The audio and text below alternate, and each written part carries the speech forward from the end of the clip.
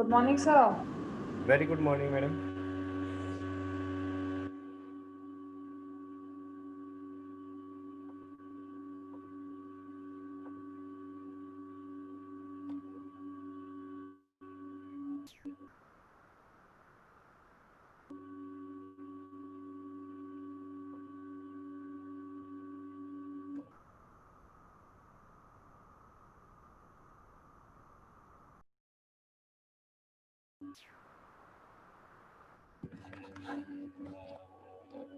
Good morning student. हम जो पढ़ते आ रहे हैं, हमारा लेसन जो है वो साइबर सिक्योरिटी का हमारा है। और साइबर सिक्योरिटी के अंदर जो आज हम टॉपिक पे बात करेंगे, जो हमारा आज टॉपिक है, उन टॉपिक को हम एक बार देख लेते हैं कि आज के हमारे टॉपिक रहेंगे access control, audit and testing. Access control पहले मैं इनके बारे में थोड़ा सा बता देता हूँ क्या होते हैं। कि एक्सेस जैसे नाम से ही पता है आपको, कोई किसी चीज को एक्सेस करना, किसी चीज की परमिशन देना और परमिशन लेना। यहाँ पे एक्सेस कंट्रोल, किसी चीज को कंट्रोल करना। एक्सेस की कोई आपके मोबाइल को एक्सेस कर सकता है नहीं, आपके लैपटॉप को कोई एक्सेस कर सकता नहीं, वहां से कोई डेटा ले सकता है या नहीं। या फिर जब हम नेटवर्क बनाते हैं तो उस नेटवर्क में हम क्या क्या चीज शेयर कर सकते हैं, एक्सेस कंट्रोल, सारी चीजें अपने अनुसार कंट्रोल करना। Audit and testing. ऑडिट तुमने सुना होगा कि कंपनियों की ऑडिट होती है।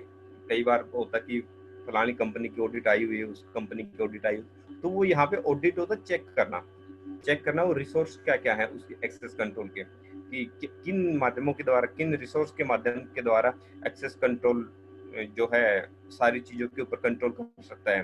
तो वो एक ऑडिट के अंदर देखेंगे। टेस्टिंग में आता है हमारा, टेस्टिंग क्या होता है यहाँ पे, कि टेस्टिंग के अंदर हम ये देखेंगे कि जो हमारे कहीं भी लूप होल हैं जो हमने लगा रखे हैं, उनको हम रिमूव करना चाहते हैं, या ऑडिट के द्वारा हम क्या क्या सिक्योरिटी अपने में लगा सकते हैं, तो उनकी सारी टेस्टिंग देखेंगे। तो आज के जो उससे रिलेटेड जो दूसरे टॉपिक पे हम बात करेंगे, जो मेनली है, वो हम देखते हैं describe the purpose and setup the access control. Access control को कैसे हम सेटअप करते हैं वो चीजें हैं। Describe the various layer in access control. The access control हमारे पास है, फिर है हमारे पास classify information and security. Information security हम शुरू से पढ़ते आ रहे हैं कि इसके क्लासीफाई क्या है, किन किन किन माध्यमों के द्वारा ये चीजें होती है। हमारी इंफॉर्मेशन सिक्योरिटी हम किन किन माध्यमों के द्वारा लगा सकते हैं।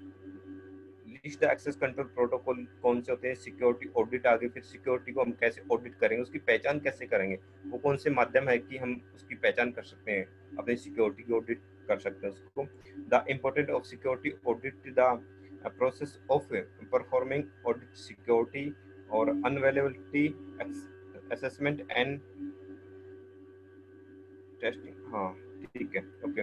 ये सारे के सारे हम एक बार बात करते हैं। सबसे पहले हम बात करते हैं इंट्रोडक्शन के बारे में। एक्सेस कंट्रोल होता क्या। एक्सेस कंट्रोल क्या है यहाँ पे, एक्सेस टू प्रोटेक्ट इंफॉर्मेशन। आपकी जो इंफॉर्मेशन है उसको प्रोटेक्ट करता है। हमारी इंफॉर्मेशन मतलब हमारा जो डेटा है उसको प्रोटेक्ट करता है। किससे, must be registered to people who are the authorised to access the information. कि उन पीपल से के लिए वो प्रोटेक्टेड इंफॉर्मेशन है जो उनके ऊपर रजिस्ट्रेट लगाता है, कि जो ऑथराइज्ड पीपल है आपके नेटवर्क में।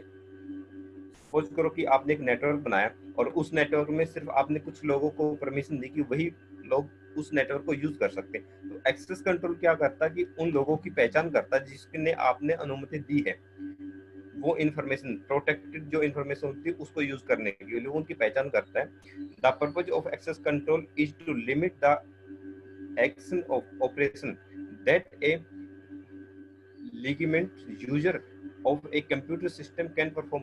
ये कहता है कि अगर उसे कुछ ऐसा लगता है या वो सारी चीजें उसके लिमिट में है तो वो आगे परफॉर्म करता है। अगर एक्सेस कंट्रोल को ये लगता है कि हाँ सारी चीजें जो है एक लिमिट में चल रही है, स्टेप टू स्टेप है, उसके अकॉर्डिंग हो रही है, जो सिक्योरिटी वहां पे लगा रखती है, तो वो कंप्यूटर सिस्टम कैन परफॉर्म, तो उसे परफॉर्म करने के लिए इजाजत देता है। एज वेल एज परफॉर्म अपने बिहाफ पे वो सिक्योरिटी को अलाउ कर देता है। अब लास्ट में हमारा आता है access control and generally achieve in 3 step. 3 step से ये पहचान करता है किसी भी यूजर की।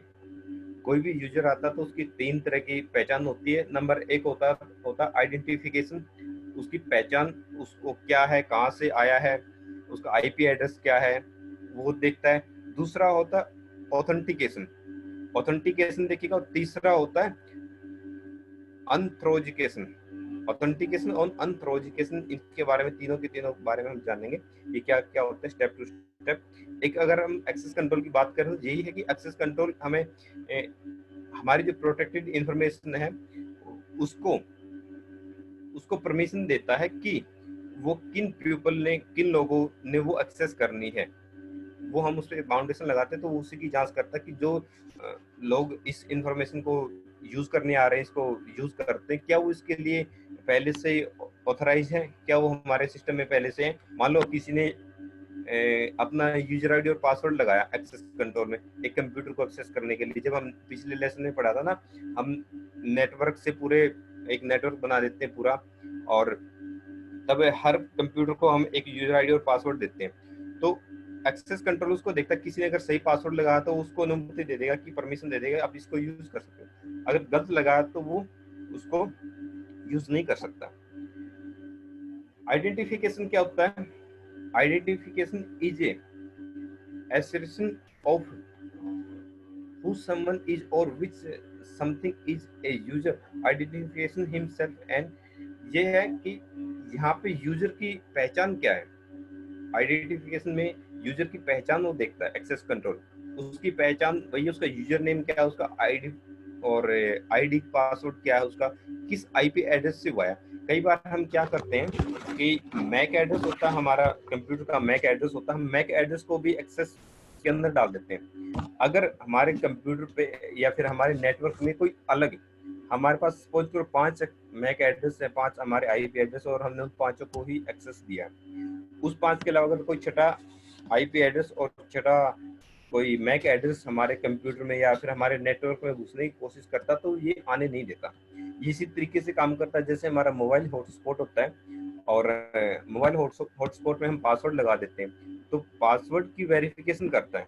हमारा मोबाइल भी परमिशन देता है कि जिसके पास यूजर आईडी और पासवर्ड होगा वही हमारे हॉटस्पॉट को, हमारे इंटरनेट को एक्सेस कर सकता है, चला सकता है। वहाँ भी वो एक्सेस कंट्रोल काम करता है। लेकिन वहाँ पे एक और कंडीशन हम लगा सकते हैं कि यूजर की कंडीशन लगा सकते हैं कि कितने यूजर एक टाइम पे हम उसको कनेक्ट कर सकते हैं। 1 यूजर एक टाइम पे परमिशन लगाते हैं हम उसको, 2 की लगाते, 3 की लगाते, जितनी मर्जी चाहें। मान लो मैंने एक यूजर की लगाई, 1 टाइम पे 1 यूजर उससे कनेक्ट हो और दूसरे ना हो, तो 1 टाइम पे मान लो मेरा ही उससे कनेक्ट है अपना लैपटॉप, तो मेरा ही लैपटॉप रहेगा। दूसरे में अगर मैं यूजर आईडी पासवर्ड भी डाल दूंगा फिर भी वो काम नहीं करेगा, क्योंकि वहां पे परमिशन हमने सिर्फ एक कनेक्शन की दी है कि सिर्फ एक ही कंप्यूटर या फिर एक ही लैपटॉप पे एक ही कनेक्शन उससे कनेक्ट हो सकता, दूसरा नहीं हो सकता। अनथेंटिकेशन क्या होता है? Authentication is the process of verification the user identification. Authentication is one of the few parallel of information announced IA. The other 4 are integer और ये ability, confidential and non reputation। इसमें क्या होता है कि जो हमारा ऑथेंटिकेशन एक प्रोसेस होता है, ये वेरीफाई करता है हमारी आइडेंटिटी को। इसमें 5 लेयर काम करती हैं। यहाँ पे बताया कि 5 पैरा पे काम करता है, जिसमें एक तो होती है हमारी आईए, दूसरी जो 4 होती है वो एक इंटीग्रिटी होती है, अवेलेबिलिटी होती है, कॉन्फिडेंशियल होती है और नॉन रिप्यूटेशन होती है। इसमें तीनों अलग अलग काम करती है। अगर हम अवेलेबिलिटी और कॉन्फिडेंशियल की बात करें तो ये काम करते हैं कि आपका जो कॉन्फिडेंशियल इंफॉर्मेशन है, जैसे हमारे पासवर्ड होते हैं तो ये कॉन्फिडेंशियल होते हैं, ये उनको चेक करते हैं। इन चीजों के इन 5 जो लेयर इस पे काम करेगा, अगर 4 ठीक है, 5 ठीक काम कर रही हैं, हमने जिसको अनुमति दी है, जिसके ऊपर विश्वास है वही है, तो ही ये हमारे एक्सेस कर सकता है हमारे नेट को। जैसे हम हॉटस्पॉट चलाते हैं उसमें भी वही होता है, वेरीफाई करता है, ऑथेंटिकेशन उसको वेरीफाई करता है, आइडेंटिफिकेशन करता है यूजर को कि क्या ये वही यूजर है। और हॉटस्पॉट में हम ऐसी परमिशन भी दे सकते हैं कि वहां पे अगर हमने किसी मोबाइल का मैक एड्रेस डाला, किसी मोबाइल का आईपी एड्रेस डाला, तो वही उससे कनेक्ट होगा, दूसरे नहीं होंगे। देखा होगा हम हॉटस्पॉट जब चलाते हैं तो वहां पे यूजर के हॉटस्पॉट को हम ब्लॉक कर देते हैं किसी के भी, तो वो ब्लॉक हो जाते हैं और फिर वो कनेक्ट नहीं हो पाते हैं उनसे। तो वो क्यों नहीं हो पाते? क्योंकि हम उसको डिस्कनेक्ट कर दिया, उसकी जो कॉन्फिडेंशियल जो चीजें हैं मैंने उसको परमिशन लगा दी, कहीं ना कहीं उसको ब्लॉक कर दिया कि ये हमारे सिस्टम से कंट्रोल हमारे सिस्टम से कनेक्ट ना हो, उसको हमने बाउंड कर दिया। तो यहाँ पे होता है। और आगे है ऑथराइजेशन होता है after a person program a computer has successful has been identification and authentication authentic, then it must be determined what information resource they are permitted to access and what action they will be allowed to perform। इसमें क्या करेंगे हम? Run view है और create, delete, change, और this is the called authentication और authentication to access the information as other computing service being with administrator policy and procedure. अब ये यहाँ पे क्या काम, ये क्या करता है कि आफ्टर ए पर्सन, एक पर्सन जुड़ने के बाद program of computer has successful identification, उसकी पहचान कर लेता है। जब एक पर्सन जुड़ता है उसके बाद वो उसे क्या क्या परमिशन देता है, वो उसे क्या क्या परमिशन देता है, क्या उसको दिखाना चाहता है। उसने कहा कि क्या करेगा वो, रन व्यू, कोई भी चीज रन कर सकता है, देख सकता है, कोई चीज क्रिएट कर सकता है, डिलीट कर सकता है और चेंज कर सकता है। ये हम उसको परमिशन देते हैं यहाँ पे।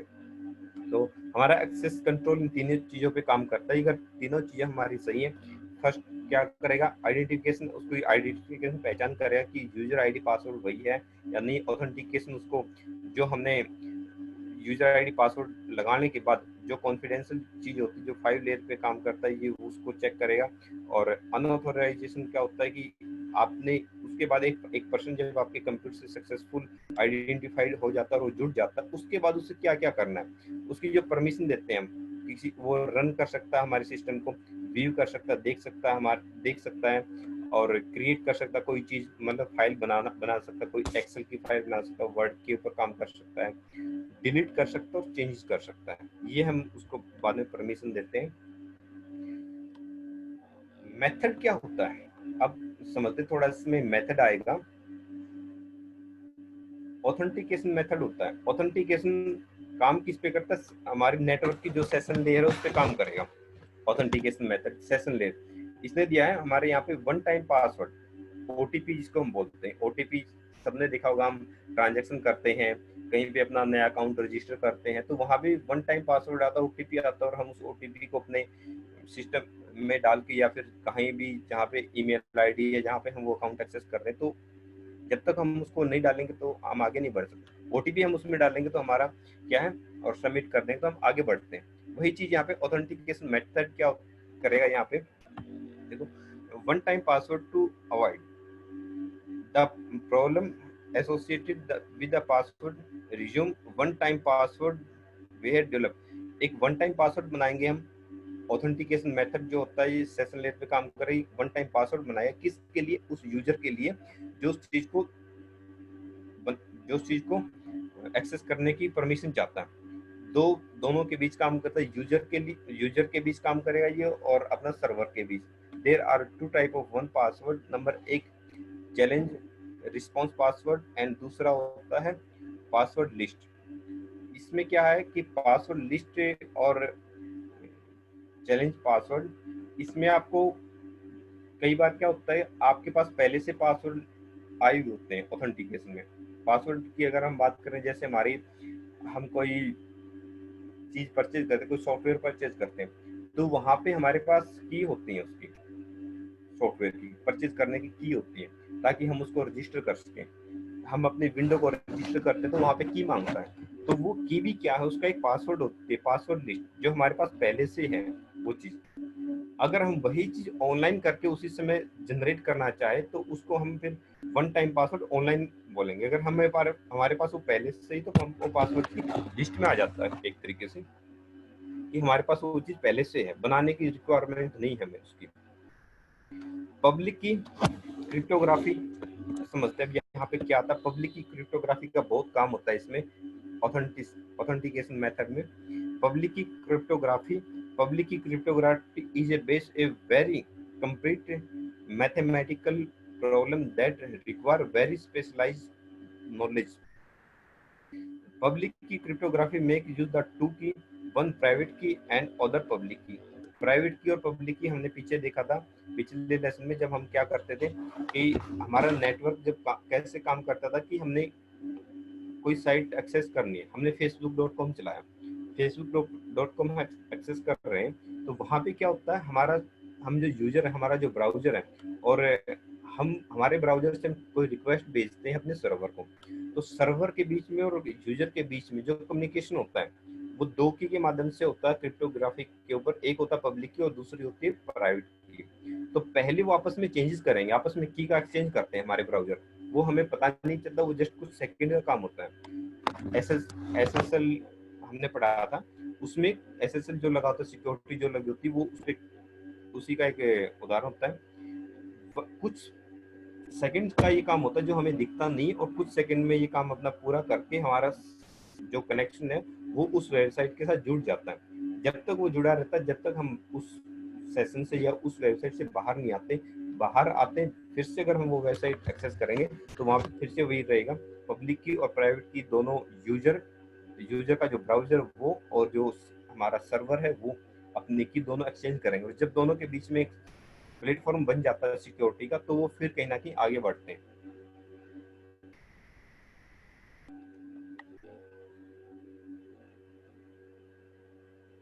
क्या ओके। अब user of digital certification issue A verified bye A certificate authority CA जिसको हम बोलते हैं सर्टिफिकेट अथॉरिटी। सी का कोर्स भी जो आप करते हैं as a part of public. हाँ, इसमें क्या होता है, जब हम डिजिटल सर्टिफिकेट बना लेते हैं, डिजिटल सर्टिफिकेट कोई इशू करता है, डिजिटल सर्टिफिकेट का यहाँ क्या मतलब है कि डिजिटल सर्टिफिकेट कहीं जैसे हमारे डिजिटल सिग्नेचर होते हैं हमारे, ऐसे डिजिटल सर्टिफिकेट भी होते हैं। जैसे कंपनियों के डॉक्यूमेंट जो बनते हैं वो डिजिटल फॉर्मेट में ही बनते हैं एक तरीके से। हम उसको ये नहीं कह सकते कि हम हार्ड कॉपी, पहले हार्ड कॉपी चलती थी लेकिन अब वो डिजिटल होने लगा। सब कुछ डिजिटल क्यों हो रहा है? क्योंकि आप वहाँ पे परमिशन दे रहे हो एक बार में। आपने जो आप जब फाइल अप्लाई कर रहे हो, वहाँ पे जो फॉर्म खुल के आया, उस फॉर्म में एक एक चीज बड़े ध्यान से आप जब उसमें फिलअप कर देते हो, तो वो सेम ऐसे डिजिटल फॉर्मेट में कन्वर्ट होकर उस पर्सन के पास चला जाता है जो जहाँ पे वो डेटा सेव है, और वही उसको देख सकता है, उसमें बीच में कोई चेंजेस नहीं कर सकता। पहले क्या होता था कि हमारे हार्ड कॉपी होती थी, हम अगर कोई चेंजेस चाहे तो चेंजेस कर सकते थे, लेकिन अब वो चीज़ें इम्पॉसिबल है। डिजिटल प्लेटफॉर्म आने के बाद, डिजिटल सर्टिफिकेट आने के बाद ये चीज़ें नहीं हो सकती। और वेरीफाइड कौन करता है?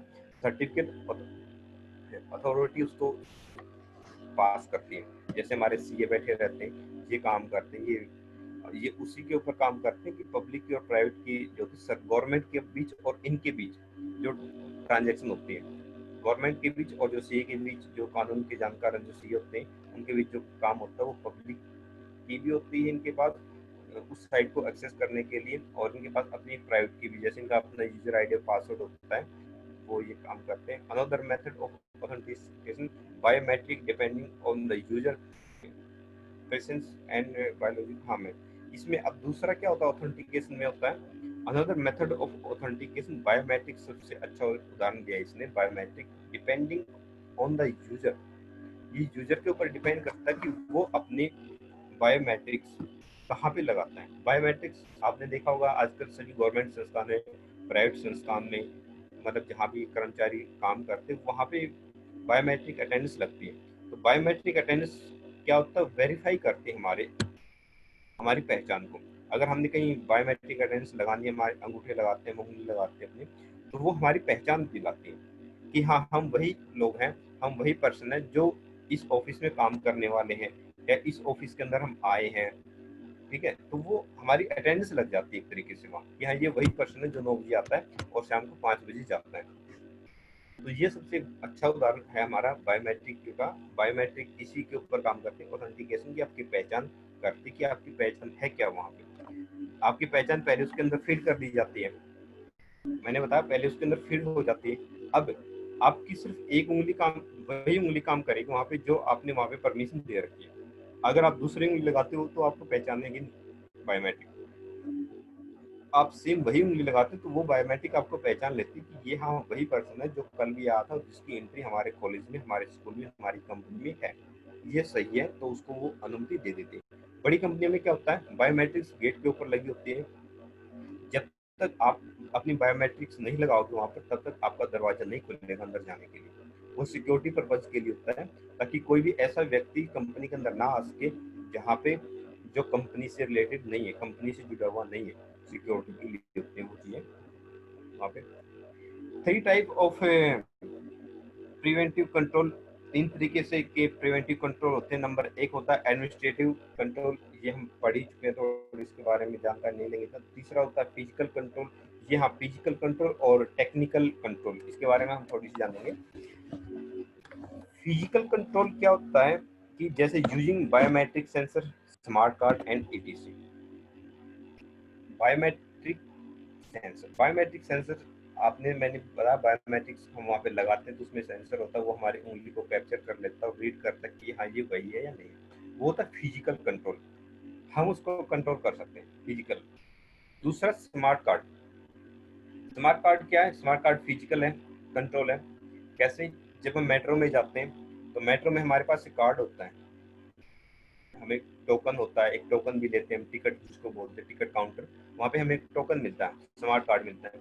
जैसे हमें दरवाजा खोल के अंदर जाना होता है, दरवाजा खोल के जब हम बाहर आते हैं मेट्रो से, मेट्रो में एंट्री करते हो बाहर आते तो वहाँ पे हमें क्या हो, अपना कार्ड हमने ले रखा तो कार्ड पंच करना पड़ेगा, अगर हमने वो टोकन ले रखा तो हमें टोकन वहां पे लगाना पड़ेगा, तभी हम वहां से निकल आते हैं।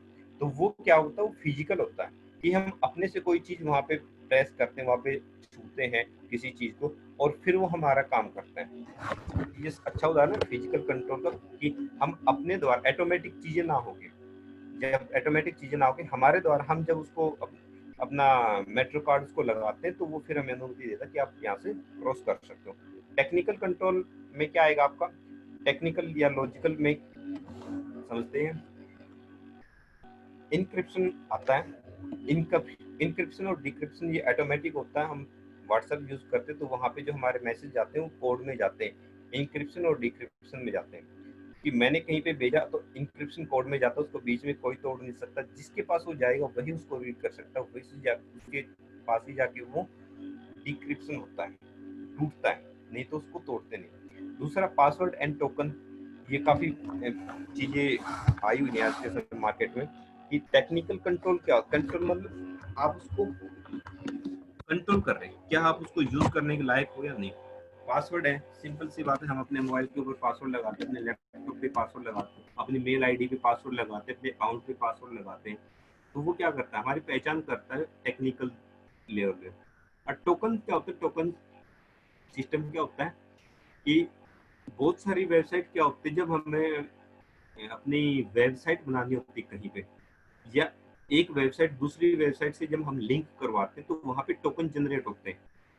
तो टोकन जनरेट होके वहाँ पे वो टोकन लगते हैं कि हमारी जो वेबसाइट है, हमारा जो काम है, या हमारे ऐसे टूल है, कोई टूल हमारी वेबसाइट के अंदर हमें लगाना है, तो वो टूल पासवर्ड पे नहीं, वो टोकन पे काम करते हैं, टोकन हमें देते हैं। टोकन 1 2 3, टोकन का मतलब एक यूआरएल होता है उनका, एक कोड होता है पूरा, और वो कोड हम जब अपने वहाँ पे डाल देते हैं तो वो काम कर देते हैं। अब बायोमेट्रिक्स क्या, टेक्निकल में बायोमेट्रिक्स क्या काम करेंगे, यहाँ पे देखो, यहाँ पे समझते हैं। बायोमेट्रिक्स दोनों में आई है, हमारी फिजिकल कंट्रोल में भी आई है और टेक्निकल कंट्रोल में भी आई है। फिजिकल कंट्रोल में क्या है, हम दरवाजे को ओपन कर सकते हैं, बंद कर सकते हैं बायोमेट्रिक्स के, जो कंपनी में होता है बायोमेट्रिक्स, हमारे अंगूठे की वो बायोमेट्रिक्स ले लेते हैं और जैसे हम अंगूठा प्रेस करते हैं, उंगली प्रेस करते हैं तो वो दरवाजा खुल जाता है और बंद हो जाता है। वो होता है हमारा फिजिकल। और जब टेक्निकल की बात आती है तो टेक्निकल क्या है कि बायोमेट्रिक्स से हम आज के टाइम में देखा होगा, हम चीजें काफी ऑनलाइन हो गई है। अगर मोबाइल की सिम लेने जाते हैं तो बायोमेट्रिक्स मांगते हैं हमारे, कहते हैं आप अपनी बायोमेट्रिक्स लगाइए, अपना अंगूठा लगाइए अपने आधार कार्ड से, तो ही हमें मोबाइल सिम मिलती है, अन्यथा हमें मोबाइल सिम नहीं मिलती। तो वहाँ पे ये चीजें काम आती है, बहुत जरूरी थे। दूसरा क्या होता है बायोमेट्रिक्स टेक्निकल में, सबसे बड़ा बेनिफिट क्या है कि आपके पास अपना एक बैंक में अकाउंट है, किसी भी बैंक का अकाउंट है, एसबीआई का लगा लो, एसबीआई ने एक परमिशन दी है बायोमेट्रिक की, कि आप जब तक अपनी बायोमेट्रिक उसकी वेबसाइट पर नहीं लगाओगे, आप अपने अकाउंट को लॉगिन नहीं कर सकते, इंटरनेट बैंकिंग को आप लॉगिन नहीं कर सकते, भले ही आपको यूजर आईडी पासवर्ड पता हो, या फिर आप उसको फॉरगेट नहीं कर सकते।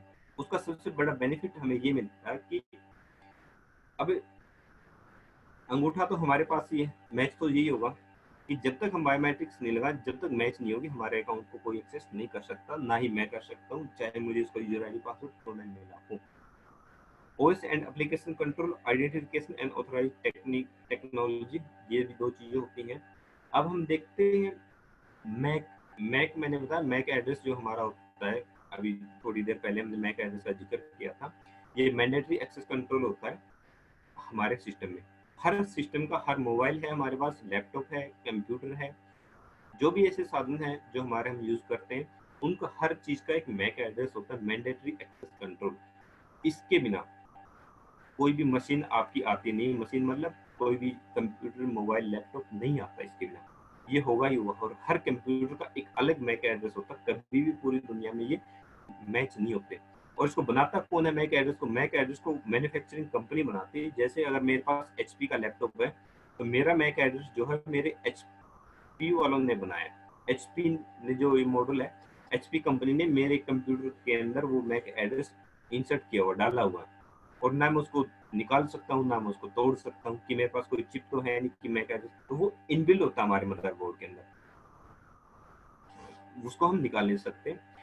In the model user owner do not, हाँ वही बात है इसमें, do not access the file. अगर इस हमने कहीं पे ये लगा रखी है मैक एड्रेस को कंट्रोल करने के लिए, तो वही वही पर्सन मैक एड्रेस को कंट्रोल कर सकता है। अगर हमने किसी को अनुमति दे रखी है कि किसी का मैक एड्रेस ये है, और वही बंदा हमारे सिस्टम में आके लॉग इन होगा, कॉन्फ़िगरेशन वही करेगा, तो वही करेगा, अन्यथा दूसरा कोई नहीं होगा। सिक्योरिटी पर्पज के लिए बहुत अच्छी चीजें होती हैं, कंपनियों में ये चीजें लगी होती हैं, जहाँ पे सिक्योरिटी डाटा का कंपनी होती है, और गवर्नमेंट जो फर्म होती है जहाँ पे डेटा चुराने की जो होती है कि डेटा यहाँ से चोरी हो सकता है, वहाँ पे ये चीजें लगी हो सकती है। अगर बात करें जैसे बैंकिंग सेक्टर है हमारे, और बात करें दूसरे आधार कार्ड है, तो वो जो डेटा सेव होता है जहाँ पर वो सेव है। मोबाइल में भी क्या होता है, जैसे अगर मैं बात करूँ तो एक बैंक है हमारा अपना कैनरा बैंक, तो कैनरा बैंक में क्या होता है, आप जब एक बार उसकी एप्लीकेशन किसी मोबाइल पे डाउनलोड कर लेते हो, उसको एक्सेस करने लग जाते हो, तो आपके मोबाइल का मैक एड्रेस और आईपी एड्रेस वहां पे पहुंच जाता है कैनरा बैंक के सर्वर पे। तो इन फ्यूचर जब भी आप अपने मोबाइल को चेंज करते हो, तो चेंज करोगे तो आपका मैक एड्रेस चेंज होता है। जब आप उस चीज को चेंज करते हो, मैक एड्रेस आपका चेंज हो जाता है, तो वो एप्लीकेशन आपके नए मोबाइल पे काम नहीं करेगी जब तक आप उसको अपनी पर्सनल रजिस्टर्ड ईमेल है उससे मेल करके पुराने मैक एड्रेस को कैंसिल नहीं करवा लोगे, तब तक वो एप्लीकेशन नए मोबाइल पे आपके काम नहीं करेगी, क्योंकि उसका मैक एड्रेस पहले जा चुका है। और कहीं ना कहीं सिक्योरिटी की वजह से लगा होता है, और बहुत जरूरी है हमारे लिए। Attribute based access control, password character method and there. हाँ, अब देखते हैं हम थोड़ा सा एक लॉजिकल एट्रीब्यूट। हम पासवर्ड के बारे में जानते हैं कि पासवर्ड करेक्ट करने के क्या क्या मेथड है, और अगर उनसे बचने हो तो उसके उपाय क्या हमारे बचने के लिए। नंबर एक, फर्स्ट है ब्रूट फोर्स अटैक। ये अटैक क्या करता है? Any password can be correct using brute force attack. Brute force attack से कोई भी पासवर्ड तोड़ा जा सकता है। Brute force attack try every possible combination of number, letter and special character until there the right password is matched. Brute force attack can be very long time depending upon the हाँ, इसमें क्या होता है हमारा brute force attack हमारे password को तोड़ता है, चाहे उसके अंदर हमने नंबर डाल रखे हो, स्पेशल कैरेक्टर डाल रखे हो, लेटर डाल रखे हो, तभी ये उस चीज को तोड़ देता है। ये अटैक तोड़ता है, लेकिन तोड़ने के भी कई रीजन होते हैं इसमें। अगर हमारे सिक्योरिटी, हमारे कोई हम ऐसी साइट पे अपना अकाउंट बना रखे जो सिक्योर नहीं है, तो ये ब्रूट फोर्स अटैक, बाहरी अटैकर, आपके हैकर जो होते हैं आपके अकाउंट के, उस अकाउंट के ऊपर अटैक करेंगे और आपके पासवर्ड को तोड़ देंगे। पासवर्ड तोड़ देंगे, क्रैक कर देंगे, उसको ट्रैक कर लेंगे कि इसका पासवर्ड क्या हो, उनके पास चला जाएगा। अब इससे बचने के लिए उपाय क्या हमारे पास? इससे बचने के लिए ये है कि हमें अपने पासवर्ड को टाइम टू टाइम चेंज करते रहना चाहिए। कई सारी वेबसाइट ऐसी हैं, जैसे अगर मैं payoneer.com की बात करूं, तो उसमें क्या होता है कि एक वो माध्यम है कि हम पूरे वर्ल्ड में ट्रांजैक्शन कर सकते हैं, पैसे का लेन देन कर सकते हैं। कोई भी डॉलर में हमें दे सकता है और डॉलर में कोई भी हमें, हम किसी को भी डॉलर में पैसे भेज सकते हैं। वो एक मीडियम है, माध्यम है। वहाँ पे क्या होता है, वहाँ पे हर 6 महीने में पासवर्ड चेंज होते रहते हैं। वो नहीं करते खुद, वो हमें मैसेज देते हैं अपने आप। 6 महीने हो गए, वो अपने आप हमें मैसेज देंगे कि आपका पासवर्ड 6 महीने से ज्यादा हो चुका, आप अपने पासवर्ड को रिन्यू कीजिए, नया पासवर्ड लगाइए सिक्योरिटी पर्पज के लिए। क्योंकि कहीं ना कहीं वो भी इस चीज को मानते हैं, जब भी हम बार बार कोई अकाउंट ओपन करते हैं और बार बार हम अपने पासवर्ड लगाते हैं कहीं भी, तो हो सकता है किसी भी टाइम, किसी भी सेकंड हमारे विंडोज के ऊपर, हमारे सर्वर के ऊपर कोई हमला हो रहा हो, बाहरी अटैकर हैकर कोई हमला कर रहे हो और हमारे यूजर आईडी पासवर्ड को वो ले जाए। तो इसलिए वो कहते हैं टाइम टू टाइम, हर 6 महीने में, हर 3 महीने में अपने पासवर्ड को हमें चेंज करते रहना चाहिए। सोशल इंजीनियरिंग में क्या होता है, सोशल इंजीनियरिंग एक अटैक है। इस अटैक में क्या होता है, social engineering is a process of manipulation something of a trust against information and trojan example। हाँ, यहाँ पे हम क्या करते हैं, आईटी डिपार्टमेंट सोशल इंजीनियरिंग का इस्तेमाल करते हैं। ये एक टूल है सोशल इंजीनियरिंग। इस टूल के माध्यम से हम कोई भी पासवर्ड तोड़ने की क्षमता रखते हैं। जिसको ये चलाना आ गया और लोग करते भी ये काम, देखो मैं ये नहीं कहता कि लोग नहीं करते, मार्केट में ऐसे ऐसे बैठे हैं जो चीजें करते हैं। अगर हमारे पास वो चीजें हैं तो हम उनका यूज करेंगे। अगर हमें वो चीज चलानी आती है तो लोग इसका यूज भी करते हैं, लेकिन वो गलत वे में इसका यूज नहीं करते, वो कहीं ना कहीं गवर्नमेंट की मदद के लिए इन चीजों का यूज करते हैं। अब सोशल इंजीनियरिंग आक्रमण कहाँ कहाँ पे करते हैं, जो भी हम ऑनलाइन ट्रांजेक्शन करते हैं, लाइक हमने फेसबुक Amazon.com से कोई चीजें खरीदी है, तो वहाँ पे हम अपना क्रेडिट कार्ड, डेबिट कार्ड की डिटेल डालते हैं। वो काफी सेंसिटिव इंफॉर्मेशन होती है, तो उनसे हमें बचना चाहिए। वो सोशल इंजीनियरिंग जो हमारा टूल है, जो एक टूल आता है, ये उन चीजों को अटैक करता है।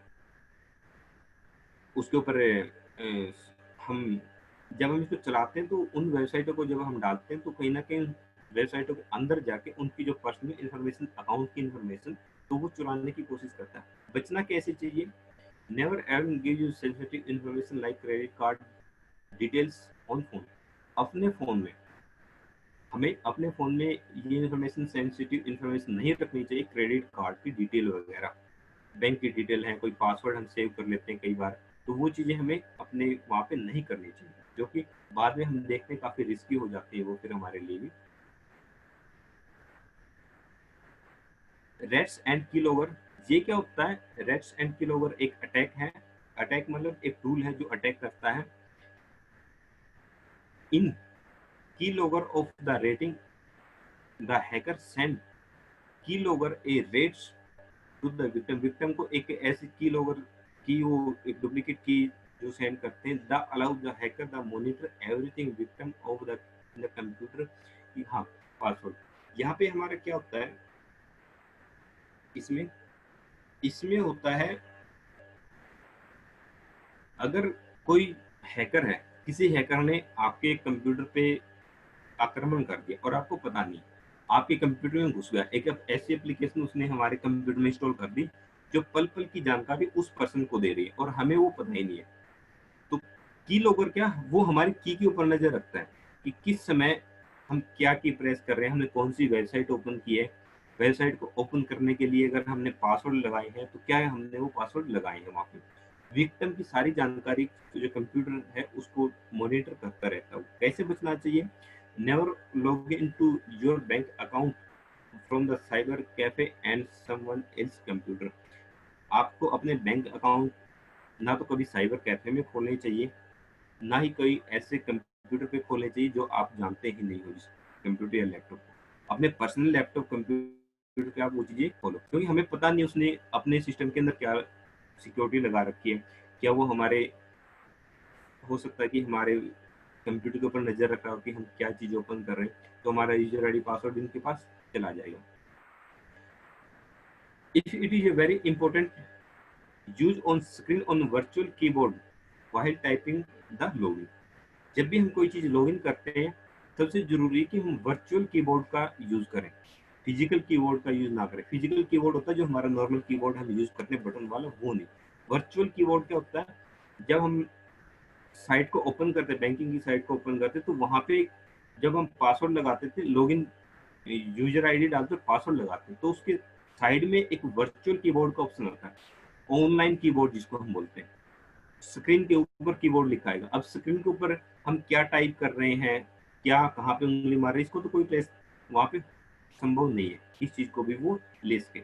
इसीलिए हमें वर्चुअल कीबोर्ड का यूज करना चाहिए। अब सपोज करो किसी ने कीबोर्ड के ऊपर कोई सेंसर लगा रखा है, कीबोर्ड के ऊपर कोई कैमरा फिट कर रखा है, सीसीटीवी कैमरा लगा हुआ है हमारे कीबोर्ड के ऊपर, तो वो हमारी उंगलियों की पहचान करता है कि हमने अब क्या प्रेस किया, अब क्या प्रेस किया, तो उससे पहचान में आ जाती है। लेकिन जब वर्चुअल कीबोर्ड हमारे आता तो वो उस चीज को पकड़ना संभव नहीं हो पाएगा उसके लिए भी।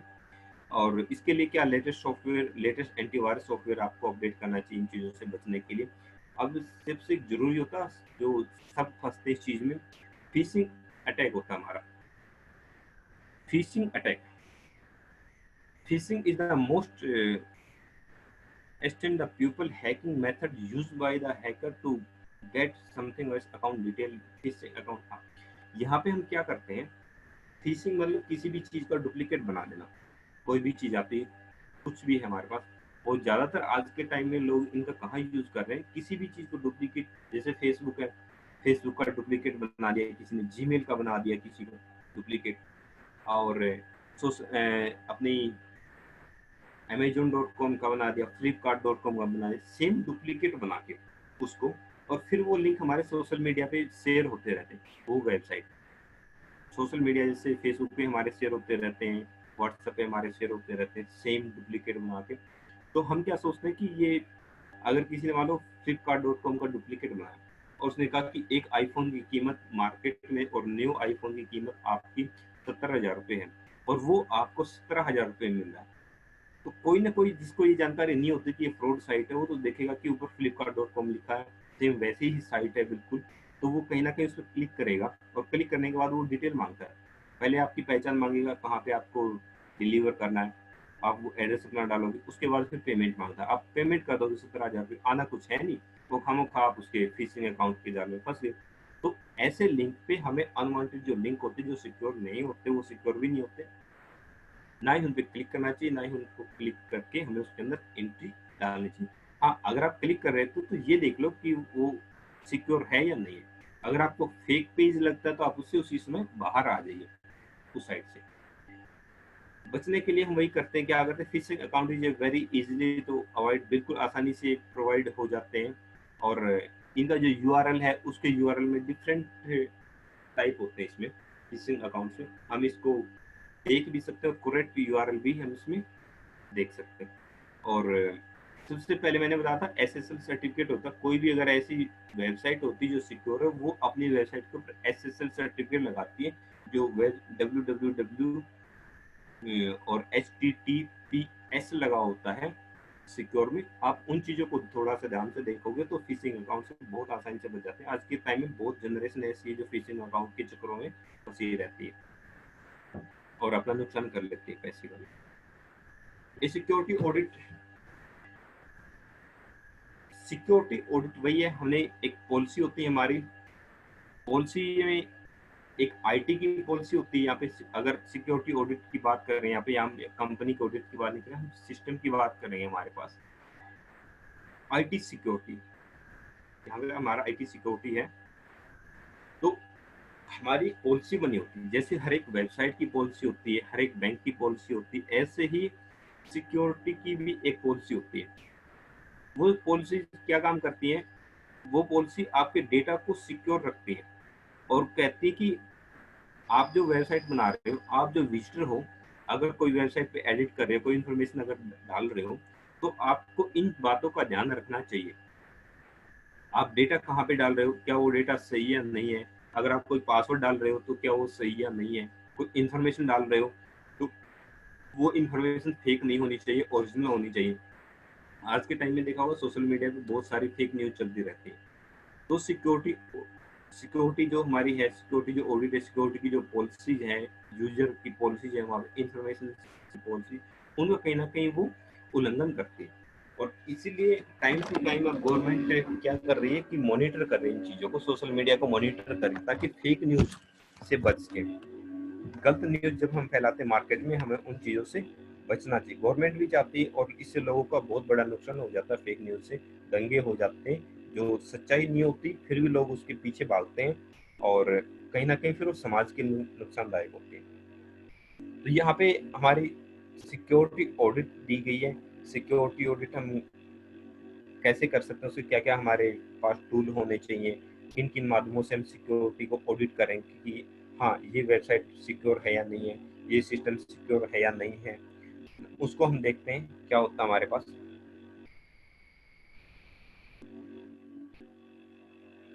एस्टेब्लिशिंग ऑडिट ऑब्जेक्टिव, हमारे पास कुछ ऑब्जेक्टिव हैं जो हम देख सकते हैं कि हाँ हमारी सिक्योरिटी की जो ऑडिट है, उसकी जो जितने भी काम है सिक्योरिटी से रिलेटेड, क्या वो इनके ऊपर खड़े उतरते हैं, नहीं उतरते। हमारे कुछ सेटअप हैं। After planning a audit and before proceeding to perform the audit one schedule, एक हम शेड्यूल बनाते हैं, एक हम तरीका बनाते हैं ऐसा कि हमें अब अपनी सिक्योरिटी ऑडिट को देखना चाहिए, परखना चाहिए। फॉर एग्जाम्पल हम बात करें, यहाँ पे हमारे पास अपना सिस्टम होता है, अपना लैपटॉप पे हम काम करते हैं, हमें अपने लैपटॉप का ये पता होता है कि हमने अपने लैपटॉप के अंदर कौन कौन सी सिक्योरिटी लगा रखी है, तो हम उसको चेक करते हैं, वापस रीवेरीफाई करते हैं उसको सिक्योरिटी को, और ऑडिट। और यहाँ पे क्या करते हैं, हम अपने सिस्टम के अंदर ऐसी फाइल इंस्टॉल करने की कोशिश करते हैं जो फाइल अपनी वायरस से ग्रसित होती है, जिसके ऊपर वायरस अटैक करता है। इन फाइलों को हम इंस्टॉल करते हैं। फिर इंस्टॉल करने के बाद हम ये चेक करते हैं कि उसी समय जैसे वो फाइल हमारे सिस्टम में इंस्टॉल हुई, हमने जो एक्सेस कंट्रोल जो लगा रखा, हमने जो सिक्योरिटी लगा रखी है हमने सिस्टम के अंदर, क्या वो सिक्योरिटी उस चीज को पकड़ लेती है। तो अगर हमारी सिक्योरिटी इस चीज को पकड़ लेती है तो हमारी सिक्योरिटी बिल्कुल सही है। अगर वो नहीं पकड़ पाती तो कहीं ना कहीं हमारी सिक्योरिटी में ब्रेक है, लूप होल है। हमें अपने सिस्टम की सिक्योरिटी को और हाई करना चाहिए, और ये सबसे जरूरी होता है, हर किसी को ये चीजें करनी चाहिए कि टाइम टू टाइम अपने सिस्टम की सिक्योरिटी को चेक करते रहें। हो सकता है आपने किसी को अपना सिस्टम यूज करने के लिए दे दिया, और उसने आपकी जो सिक्योरिटी है, एंटीवायरस है, फायरवॉल है, और एंटीवायरस है, मालवेयर से बचने के लिए, वो सारी की सारी चीजें उन्होंने ऑफ कर दी, डिजेबल कर दी। तो क्या होगा, आपका सिस्टम बिल्कुल खुला है, कोई भी आपके सिस्टम के ऊपर आके हमला कर सकता है। अगर वो चीजें इनेबल है, ऑन है, तो आपके सिस्टम को कोई भी हानि नहीं पहुंचा सकता। तो इन चीजों का हमें ध्यान रखना चाहिए कि हम अपने सिस्टम को अगर किसी को दे रहे हैं तो उससे कि वो बंदा हाँ हमारे उसका विश्वास पात्र है या नहीं है, ये देखना चाहिए। हम उसके दे रहे हैं तो क्या उसके हमें नुकसान हो सकता है अपने सिस्टम दूसरे के हाथों में देने से। इन चीजों का हमें थोड़ा सा ध्यान रखना चाहिए। ऑडिट प्लानिंग एंड प्रिपरेशन, ये हमें ध्यान रखना चाहिए कि हमें कोई भी अपनी सिक्योरिटी के ऊपर जब कार्य करते हैं, ऑडिट करते हैं, तो हमें प्लानिंग और प्रिपरेशन चाहिए होती है। ये नहीं कि हमारे सिस्टम के ऊपर नहीं, ये काम हर जगह आती है। कंपनियां होती है, आईटी सेक्टर की जो कंपनियां होती है, गवर्नमेंट की जो कंपनियां होती हैं, गवर्नमेंट की भी अपना आईटी सेक्टर है, उनके ऊपर भी है। तो वो सारे अपने ऊपर भी इन चीजों को अलाउ करते हैं। टाइम टू टाइम अपनी सिक्योरिटी को चेक करते रहते हैं। ऐसे टूल और सॉफ्टवेयर हैं जिनके द्वारा वो अपनी जैसे आधार की वेबसाइट है, तो आधार यूडीआई क्या करता है, टाइम टू टाइम हर वीक में, हर 15 दिन में अपनी सिक्योरिटी को चेक करते हैं। वो ऐसे ऐसे बंदों को कई बार हायर कर लेते हैं और कहते हैं कि हाँ ये हमारी वेबसाइट है और यहाँ पे हमारा सर्वर है, आप हमारे सर्वर में कैसे घुस सकते हो, कैसे हमारे सर्वर को एक्सेस कर सकते हो, एक्सेस करके देखिए। ऐसे बंदों को भी वो हायर करते हो। उससे क्या होता है कि उससे ये है कि हमारी जो सिक्योरिटी, हमारा जो सर्वर है, हमारी जो इन्फॉर्मेशन आधार के अकॉर्डिंग हमारी इन्फॉर्मेशन वहाँ पे सेव है, वहाँ पे जो सेव है उसमें क्या लूप होल है उनको ठीक कर, फिर वो जो अटैकर आते हैं वहाँ पे वो बताते हैं कि आपके डेटाबेस में ये लूप होल, आप इसको ठीक कीजिए। तो फिर हमारे जो गवर्नमेंट है, जो हमारी वेबसाइट है, जहाँ पे हमारा सेव डाटा है पूरा आधार कार्ड, तो वो उस कमी को हटा देते हैं वहाँ से। ठीक कर देते हैं, और लास्ट में आके क्या होता है, हमारे आधार कार्ड जो है बिल्कुल सिक्योर हो जाता है।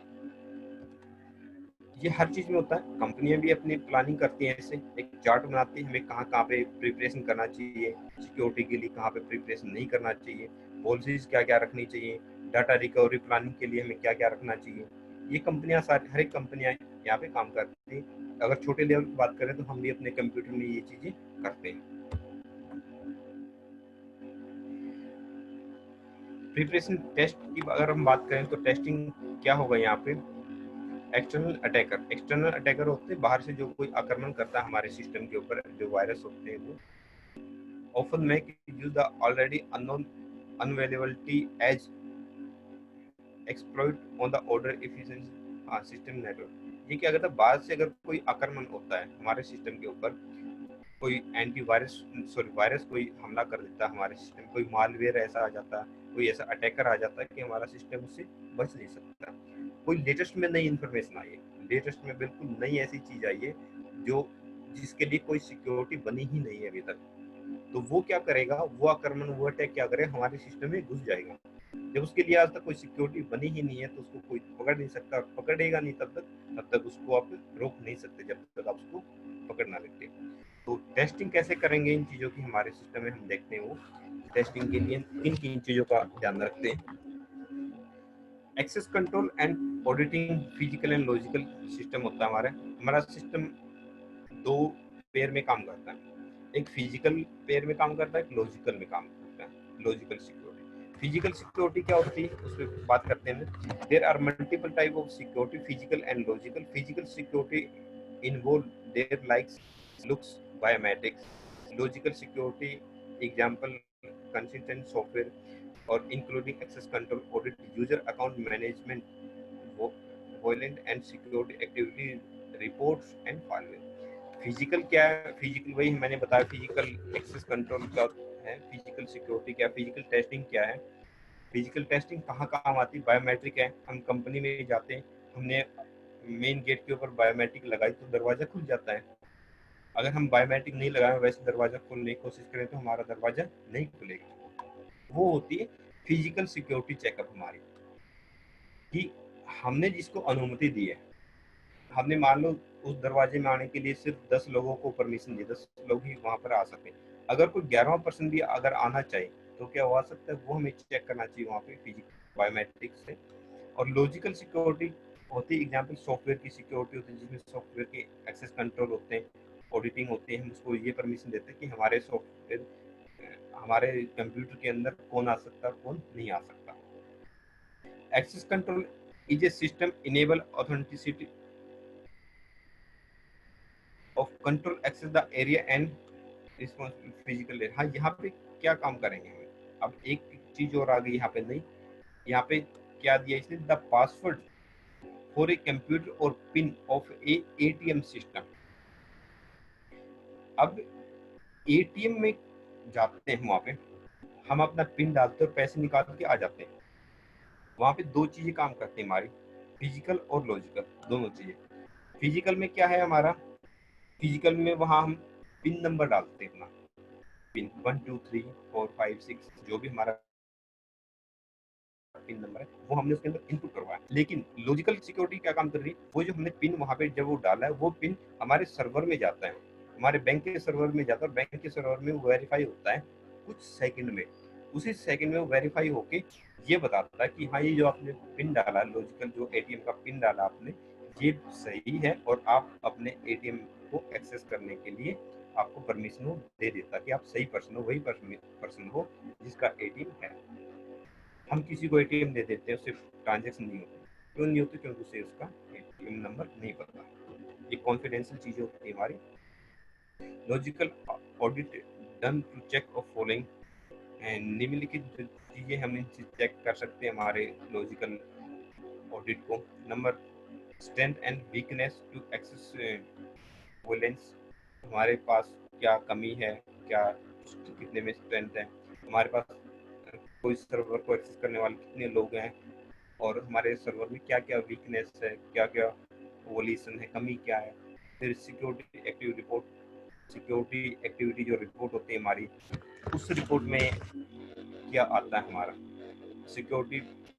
आपको पता ही कि बार बार जो बड़ी फर्म होती है, डेटा की फर्म होती है, जैसे टाटा इन्फोसिस है, बहुत बड़ी सॉफ्टवेयर डेवलप कंपनी है, तो उसमें भी वहाँ पे जो सॉफ्टवेयर लगे होते हैं उनकी भी रिपोर्टिंग होती रहती है टाइम टू टाइम।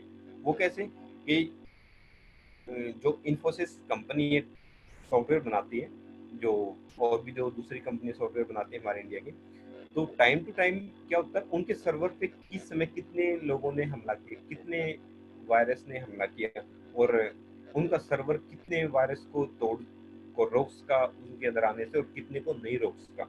वो एक रिपोर्ट होती है उनकी अपनी सिक्योरिटी से रिलेटेड, वो उसको देते हैं। फायरवॉल्स, हमारे सिस्टम में फायरवॉल्स लगते हैं, ये फायरवॉल्स काम करते हैं हमारे सिस्टम के अंदर, एक दीवार का काम करते हैं। बिल्कुल। नेक्स्ट अगर हम बात करें तो हमारा होता professional ethics and for auditor. ये क्या करता है? To gain to an objective audit is necessary to uphold set of professional ethics. यहाँ पे सारी चीजें कहीं ना कहीं आके आपकी जो प्रोफेशनली जो हमारा चेक होता है, जो सिक्योरिटी जो चेक होती है, जो प्रोफेशनल लोग होते हैं चेक करते हैं इन चीज़ों को, इंक्लूड वो उसमें सारी चीज़ें इंक्लूड करते हैं जो उनके सॉफ्टवेयर होते हैं। सॉफ्टवेयर ब्रेक, अपनी सिक्योरिटी ब्रेक करने के लिए भी सॉफ्टवेयर जो होते हैं वो काफ़ी उनका भी उन सारी चीज़ों का यूज़ करते हैं। और सिक्योरिटी लगाने के लिए, सिक्योरिटी को देखने के लिए कई बार कंपनियां क्या करती है, कई बार डेटा कंपनियां होती हैं, जो सॉफ्टवेयर कंपनियां होती है, वो प्रोफेशनल लोगों को बुलाती है अपने पास, इंडिया से या विदेश से प्रोफेशनल लोगों को बुलाती है और कहते हैं कि हमारे पास ये सिक्योरिटी है, ये हमारा सर्वर है, आप इसको ब्रेक करके देखिए। आप इस उसकी एक अपने फॉलोइंग, उसको कहते हैं आप इसको तोड़ के देखिए, क्या आप हमारी सिक्योरिटी को तोड़ सकते हैं? अगर वो उनकी सिक्योरिटी को तोड़ नहीं पाए तो कहीं ना कहीं उनकी सिक्योरिटी मजबूत है। अगर वो उनकी सिक्योरिटी को तोड़ देते हैं और उनकी सिस्टम से कुछ चीजें चुरा लेते हैं तो वो उस टाइम क्या है, उसमें उनकी सिक्योरिटी काफी, अगर तोड़ देते हैं तो उनकी सिक्योरिटी में कहीं ना कहीं कमी है। एक बार एक एग्जांपल मैं आपको देता हूँ। कुछ टाइम पहले क्या हुआ था कि एक विदेशी, एक नागरिक थे, नाम तो अभी मुझे नहीं ध्यान, विदेशी नागरिक थे। उन्होंने क्या किया, उन्होंने ट्विटर हैंडल पे एक ट्वीट डाला और उन्होंने कहा कि हमारा भारत गवर्नमेंट का जो यूडीआई है, आधार कार्ड का जो आधार कार्ड का जो डाटा सेव होता है, वो बोला कि ये सेव सिक्योर नहीं है। क्यों नहीं है? बोला कि ये सिक्योर नहीं, कोई भी इसको तोड़ सकता है। तो गवर्नमेंट ऑफ इंडिया के एक आधार के जो वहाँ पे कर्मचारी के जो ऑफिसर हैं, उसने कहा कि आप इस चीज़ को तोड़ के दिखाइए। उन्होंने उसको अपना आधार नंबर दिया और बोला कि आप मेरे अकाउंट से ट्रांजेक्शन करके देखिए, ये मेरा आधार नंबर है। बोला, उन्होंने कहा था कि आधार नंबर से कोई भी ट्रांजेक्शन कर सकता है, ये सिक्योर नहीं। तो वो क्या हुआ, वो इस चीज़ को कर नहीं सका, ट्रांजेक्शन कर नहीं पाया, क्योंकि हमारा जो सिस्टम है वो इतना सिक्योर हो चुका है। कहीं ना कहीं विदेशी लोग हमारे सिस्टम से सीख लेते हैं। हमारे यहाँ पे सिक्योरिटी मजबूत इतनी है कि वो सीख ले रहे हैं कि हम क्या क्या चीज़ें इस्तेमाल कर रहे हैं, कि हमारी जो सिक्योरिटी है वो उसको ब्रेक नहीं कर पा रहे। आधार की सिक्योरिटी को ब्रेक नहीं कर पाए थे, वो काफ़ी चली थी न्यूज़, इसमें अपने न्यूज़ में काफ़ी चली थी वो। लेकिन चीज़ें हमारी अभी भी सेव हैं। इन फ्यूचर नहीं कह सकते कि सेव रहे नहीं रहे, सिक्योर रहे ना रहे, लेकिन अभी तक तो हमारी चीज़ें सिक्योर है। इंफॉर्मेशन सिक्योरिटी पॉलिसी की अगर हम बात करें तो पॉलिसीज बनी होती हैं, उन पॉलिसी के अकॉर्डिंग हमें काम करना होता है। अगर उन पॉलिसी के अकॉर्डिंग हम काम नहीं करेंगे तो हमारी सिक्योरिटी ब्रेक हो जाती है हर जगह। हमें ऐसी वेबसाइट को यूज़ नहीं करना चाहिए जहाँ पे जो वेबसाइट अनवांटेड हो, जो अथवा जो परमिशन हमें वहाँ पे जाने की, पहुँचने के लिए नहीं देती, या फिर ऐसी वेबसाइट को भी कभी यूज़ नहीं करना चाहिए जो वेबसाइट सिक्योर ना हो।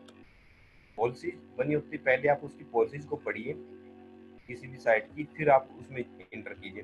दूसरा होता है हम एप्लीकेशन होती है अपने मोबाइल में, एंड्रॉयड मोबाइल में हम एप्लीकेशन इंस्टॉल करते हैं, तो सबसे पहले उस एंड्रॉयड की पॉलिसीज पढ़िए, उस एप्लीकेशन की पॉलिसी पढ़िए क्या कहती है, उसके बाद आप उसको अलाउ अलाउ अलाउ आप करते रहिए। अब थोड़ा सा बात करते हैं इसकी टेस्टिंग की। यूटिलिटी टूल होता है, ये कुछ टूल होते हैं हमारे। ये टूल क्या करते हैं कि हमारे जो आक्रमण, हमारा जो अटैकर हैं, अटैक करते हैं, वो कहीं ना कहीं इन टूल का यूज करते हैं सारों का। जो भी हमारे टूल है, यूटिलिटी टूल है, हमारे फोर्स हैं, कॉन्स हैं, क्रैकर है और नाबम है, क्रैकर है, जोन एंड रीपर है, ये सारे टूल हैं, ये अलग अलग काम करते हैं हमारे, जो इन टूल के माध्यम से हमें टेस्टिंग करनी चाहिए। हर टूल एक अलग टेस्टिंग करता है। हम यहाँ से किसी भी टूल आप कह सकते हो वेबसाइट को तोड़ भी सकते हैं, वेबसाइट को हैक भी कर सकते हैं, या पासवर्ड को तोड़ भी सकते हैं और हैक भी कर सकते हैं। तो यही टूल फिर हमारे क्या करते हैं, कमी कहाँ पे, हमारी वेबसाइट में कमी कहाँ, हमारी सिक्योरिटी में कमी कहाँ, उसकी टेस्टिंग करने के लिए ये काम आते हैं अलग अलग टूल हमारे। इन सारे टूल के माध्यम से हम अपनी वेबसाइट को चेक करते हैं, उसकी टेस्टिंग करते हैं, उसकी सिक्योरिटी की टेस्टिंग करते हैं कि हमारी सिक्योरिटी को कोई ब्रेक ना कर ले, कोई हमारी सिक्योरिटी कहीं से टूट ना जाए। तो ये टूल होते हैं हमारे। इन टूल का यूज जो होते हैं हमारे डेवलपर होते हैं, जो इन पे लगे रहते हैं, वो इन टूल का यूज करते हैं, काफी सारे टूल का, और हमारी साइटों को सिक्योर करते रहते हैं। ये लास्ट में हम अगर बात करें तो एक है हमारा Google. A really hacker think outside of the box, learn user the way. यहाँ पे गूगल सर्च इंजन है हमारा, हम गूगल यूज करते हैं, तो कई कहते हैं गूगल, गूगल पे जाके कोई चीज सर्च कर, तो गूगल है, गूगल एक सर्च इंजन है हमारा गूगल। और यहाँ पे बहुत सारी चीजें हम सर्च करते हैं हर रोज, दिन पे दिन हम सर्च करते रहते हैं। तो यहाँ पे हमें सारी चीजें पता है, सारी चीजें आज के टाइम पे इस पे गूगल पे हैं और हम उनको यूज भी करते हैं। लेकिन यूज करने का तरीका हमारा क्या, हमारी नीयत सही होनी चाहिए वहाँ पे। अगर हम गलत तरीके से, गलत नीयत से उन चीज़ों को यूज करेंगे, तो कहीं ना कहीं गवर्नमेंट हम पे नजर रखी हुई होती है, तो वो चीज़ें फिर हमारे लिए सही नहीं है। हमें गवर्नमेंट के साथ मिलकर काम करना चाहिए, हमें गवर्नमेंट के नियमों को फॉलो करना चाहिए, और जो गूगल के जो नियम है उनको फॉलो करना चाहिए, और उनके अनुसार हमें काम करना चाहिए। जैसे अगर हम बात करें अभी लेटेस्ट में क्या है कि गूगल प्ले स्टोर है हमारा, गूगल प्ले स्टोर सबने देखा और सब अपने मोबाइल में यूज करते हैं गूगल प्ले स्टोर। तो वो क्या होता है, वहाँ पे ऐसी एप्लीकेशन होती है जो सिक्योर होती है गूगल पे। गूगल हर रोज, हर टाइम टू टाइम, हर वीक में, हर तीसरे चौथे दिन हर एप्लीकेशन को सर्च करता है, उसके क्रॉलर आते हैं, उसके क्रॉलर सर्च करते रहते हैं हर एप्लीकेशन को, सिक्योरिटी चेक करते हैं उनकी एप्लीकेशन को। वो हमें पता नहीं, वो उनका काम होता है गूगल का। वो हर चीज को ये देखते हैं कि ये जो एप्लीकेशन ये सिक्योर है या नहीं है।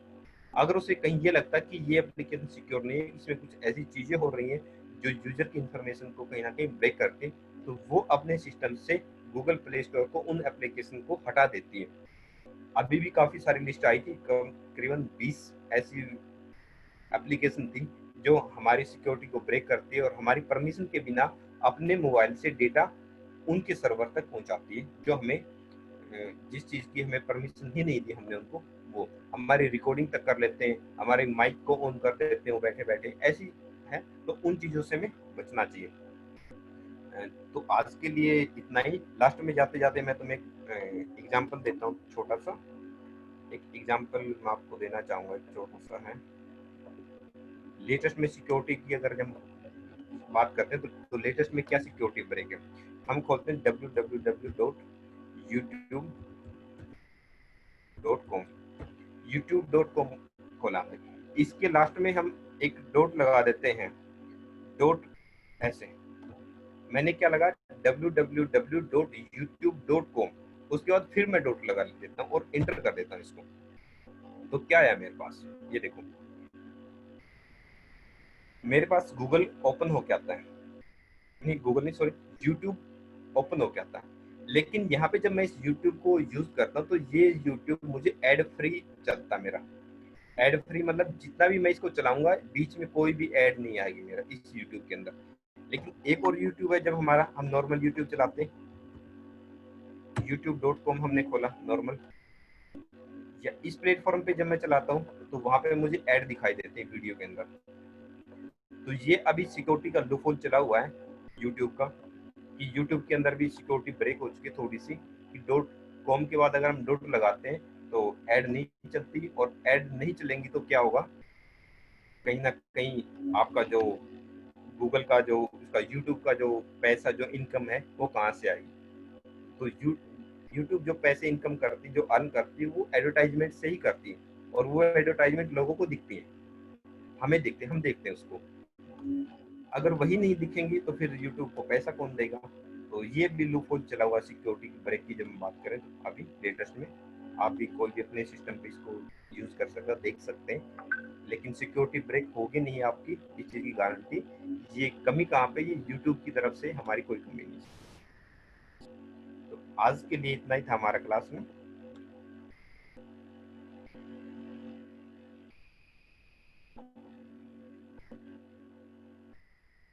थैंक यू सभी स्टूडेंट का जुड़ने के लिए।